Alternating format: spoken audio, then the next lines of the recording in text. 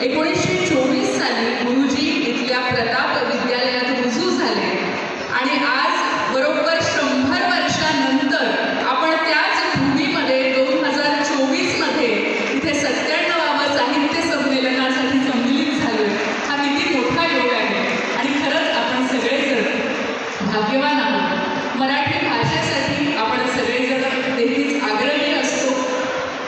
मराठी भाषेच्या विकासासाठी जे नेहमीच सतत कार्यरत असतात, मराठी भाषेच्या संवर्धनासाठी अनेक वेगवेगळ्या उपाययोजना ज्यांच्याकडे राबवण्यात येतात ते मराठी भाषेचे माननीय मंत्री दीपकजी केसरकर सर यांना मी विनंती करते की त्यांनी आपल्याशी संवाद साधावा. माननीय संमेलनाचे अध्यक्ष आदरणीय रवींद्रजी शोभणे, समारंभाच्या उद्घाटन माजी लोकसभा अध्यक्ष ज्या स्वतः कोकणच्या सुकन्या आहेत अशा सुमित्राताई महाजन, या ठिकाणी उपस्थित असलेले महाराष्ट्राचे लाडके उपमुख्यमंत्री अजितदादा पवार, संमेलनाचे स्वागताध्यक्ष गिरीशजी महाजन, कार्याध्यक्ष अविनाश जोशी, पूर्व संमेलनाध्यक्ष नरेंद्रजी चपळगावकर, महामंडळाचे अध्यक्ष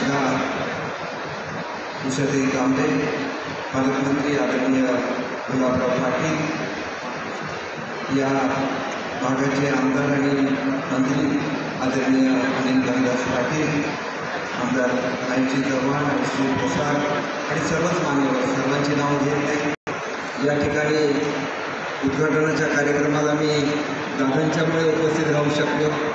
दादा यायचे होते, मी मुख्यमंत्री महोदयांच्या बरोबर शेवटच्या दिवशी येणार होतो. आपल्या सर्वांना एवढंच सांगायचं आहे की या आणि कवयित्री बहिणाबाई चौधरी या कर्मभूमीमध्ये हे संमेलन होतं. या संमेलनाच्या निमित्ताने महाराष्ट्रातील सर्व साहित्यिक इथं आलेले आहेत. महाराष्ट्राच्या वेगवेगळ्या भागातून सर्व साहित्यिक आलेले आहेत.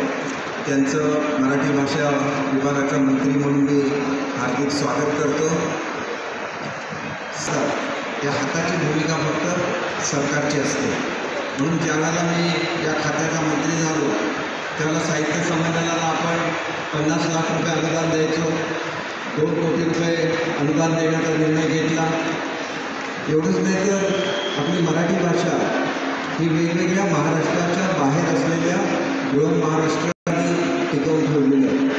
त्याच्यामुळे गेल्या वर्षीपासून बृहन महाराष्ट्र मंडळाचे जे संमेलन होतात त्याला दरवर्षी 25 लाख रुपयाचा निधी देण्याचा सुद्धा निर्णय हा सरकारने घेतलेला आहे.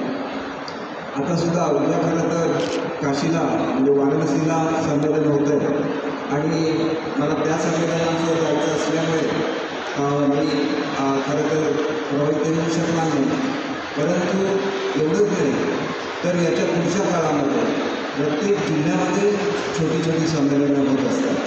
त्याच्यामुळे प्रत्येक जिल्ह्याला 2 लाख रुपये हे आम्ही दरवर्षी देण्याचा निर्णय घेतलेला आहे, जेणेकरून प्रत्येक ठिकाणी मराठी भाषेचं संवर्धन झालं पाहिजे. आदरणीय अजितदादा या ठिकाणी आहेत. अजितदादांच्या सहकार्यामुळे आम्ही गेल्या वर्षीपासून सुरू केलेलं आहे की जगभरामध्ये मराठी भाषा ज्यांनी टिकवून ठेवलेली आहे अशा सर्व मराठी बांधवांना आम्ही महाराष्ट्रामध्ये आणतो आणि विश्व मराठी संमेलन घेतो. आपल्याला सांगायला मला अभिमान वाटतो की आज मी स्वतः शिक्षण खात्याचा मंत्रीसुद्धा आहे, परंतु महाराष्ट्रामधल्या मराठी शाळा बंद पडतात. परंतु जगभरामध्ये राहिलेले आपले जे मराठी बांधव आहेत त्यांनी तिथं मराठी शाळा चालवलेल्या आहेत. आठवड्यातून एकदा आपल्या मुलांना ते मराठी शाळेमध्ये घेऊन जातात, एक त्यांना ऑनलाईन मराठी शिकवतात. मला आपल्या सगळ्यांना सांगायला आनंद होतो की असे जे मराठी बांधव जे आपले जगभर राहतात त्यांच्या मुलांसाठी या वर्षीपासून शालेय पुस्तकं आणि त्यांच्या 3रीच्या आणि 5वीच्या शिक्षण खात्याने घेतलेलं आहे आणि या वर्षापासून त्याची सुरुवातसुद्धा झालेली आहे. शेवटी आपल्याला मराठी भाषा टिकवत असताना वाचनाचं जे महत्त्व असतं ते विसरून चालणार नाही आणि त्याच्यामुळे या वर्षीपासून आम्ही वाचनाचा तास कंपल्सरी केलेला आहे. म्हणजे मुलांनी म्हणजे अर्ध्या तासाच्या 1 तास असं मुलांनी कंपल्सरी वाचन करायला आहे. आणि ही वाचनाची चळवळ संपूर्ण महाराष्ट्रामध्ये राबवली आहे. इथं आल्यानंतर मला कर्नाटकामध्ये आमचे जी लोक ज्याला आपण सीमाभाग म्हणतो तिथल्या बांधवांचं निवेदन प्राप्त झालेलं आहे. त्यांच्यासाठी आम्ही वेगळं धोरण निश्चितपणे तयार केलेलं आहे.